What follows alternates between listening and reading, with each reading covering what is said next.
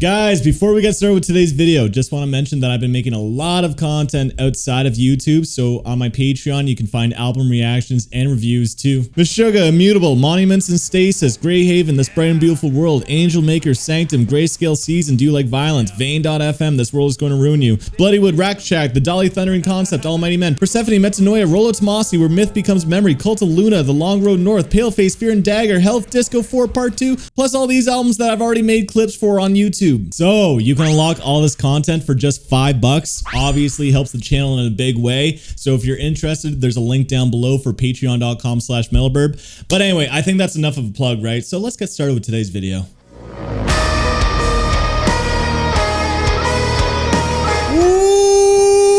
What's up, guys? Welcome back to the channel. Hope everyone's doing well this morning, afternoon, night, whatever time it is, because today we got ourselves another top 5, and this time it is for April, which was a banging month. Holy shit, bangers upon bangers. And again, these are just my personal picks. These are my personal favorite songs and albums. And again, it doesn't necessarily mean that the stuff came out in April, but it's what I heard in April. Anyway, hopefully you find some new tunes here, and I think that's all we need for chit chat. So let's fucking do it. Number 5 goes to a metalcore band that is including Thal elements into their music. And I seriously believe Thal is the future of metalcore. Same with electronics and probably like shoegaze too.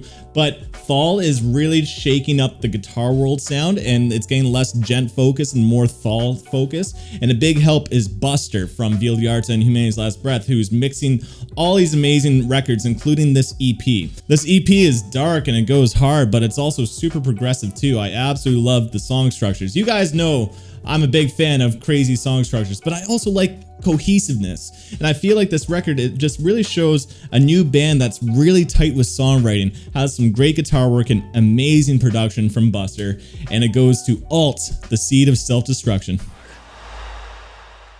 Hell yeah! Oh! Number 4 is a record that actually came out in March, but I'm hearing it for the first time in April, and holy crap, this is not going to be everyone's cup of tea, but for me personally, I absolutely love the guitar work. It's a very guitar focused record. The musicianship is just top tier. It's so intermediate that I feel like musicians are definitely going to like it the most. Casual listeners, not so much. But for me, what I love is that it takes the gent sound and flips it on its head with thumping and crazy polyrhythms and a unique tone. Some of the sounds on the guitar work are sounds that I've never heard on a guitar before, and that's why I love it. But also the record is kind of short, which I actually like. It's short to the point, and it's so digestible for me, even though it's a very technical record, and I just absolutely vibe to it. And my number 4 goes to Animals as Leaders, Parhesia, or Parhesia. I don't know how to pronounce it, but whatever.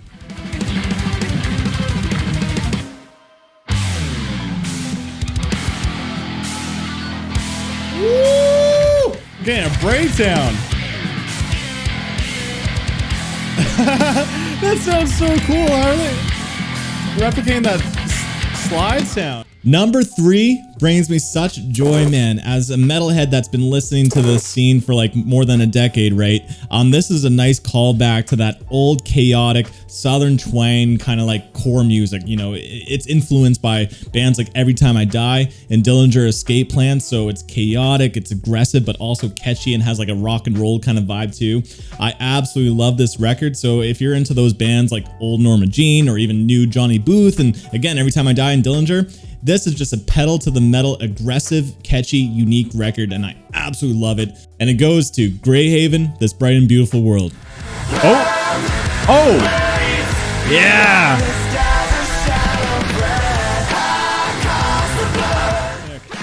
Oh! We're still going.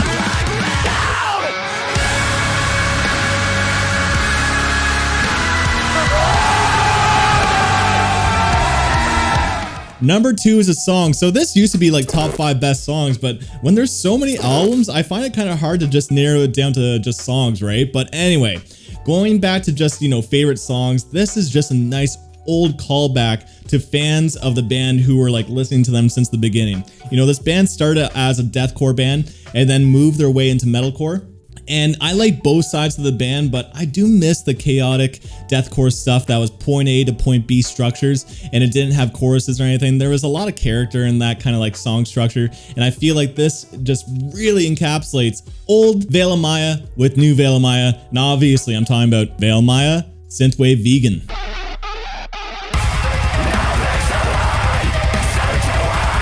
Oh, old school Veil Maya vibes right now, man.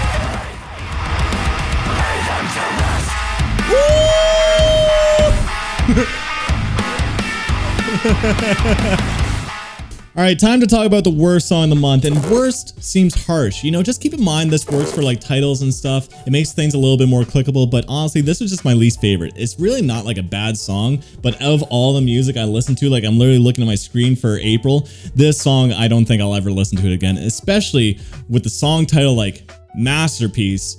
You expect some big things. Instead, it was just a very generic butt rock song. And yeah, you're not going to find it on any playlist of mine, but I really like Cyberhack, so I'm still interested to hear what Motionless in White puts out. But yeah, I'm talking about Motionless in White Masterpiece.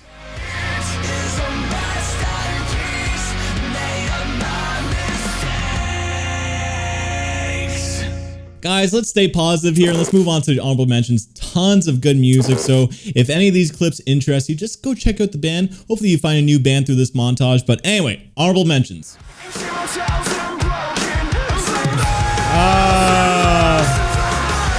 Bringing me such joy, man.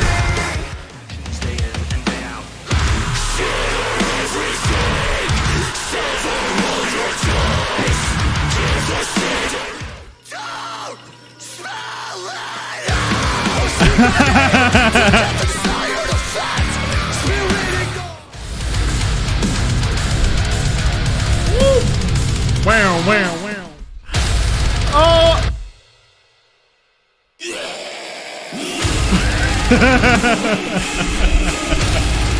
Tell me what you got!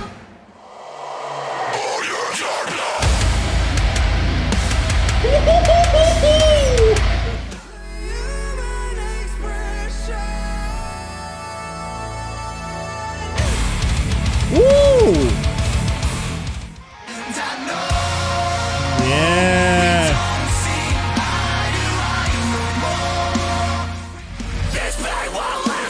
Whoa! Oh, we're going back to old school while she sleeps. Oh! Oh, yeah, okay. Here we go, come on. Oh, yeah, this is me, let's go! Deeper to see.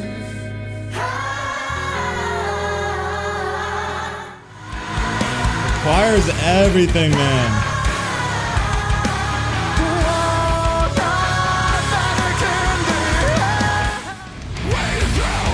Ooh.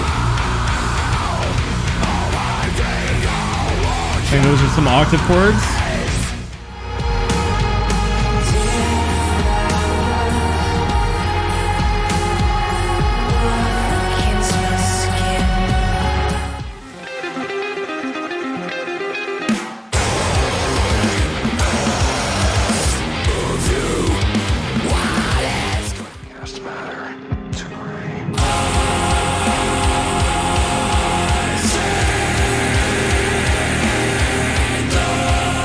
My number one, you can probably assume what it is at this point because this record is extremely divisive.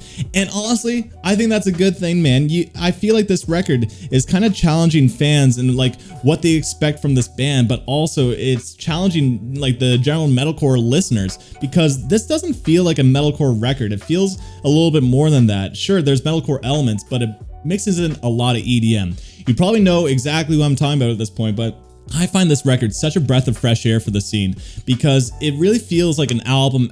And what I mean by that is that it really needs to be enjoyed as one piece from start to finish. It's really a vibe with a lot of detail, a lot of atmosphere. It just, the soundscapes on it are so refreshing that I haven't heard in metalcore, at least in a long time. And just with their style, it sounds so unique and it's so melodic and it's so heavy at the same time. Like it's not like heavy, but it's heavy in a different way.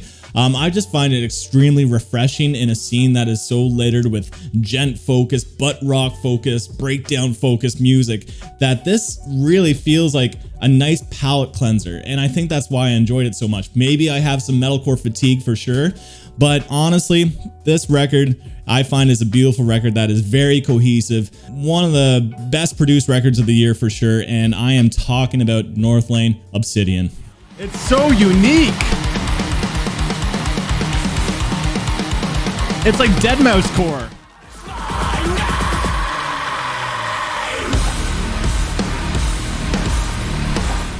Oh, we're raving. We're raving. They're not sacrificing experimentation in order to appeal to fans and sales. It's refreshing.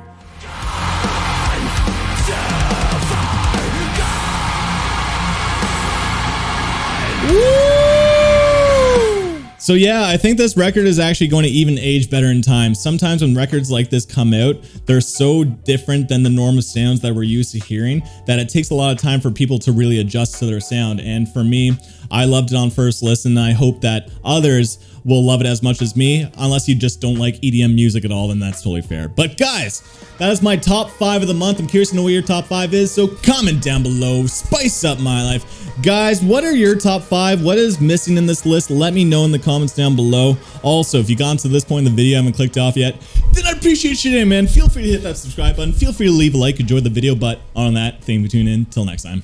Peace.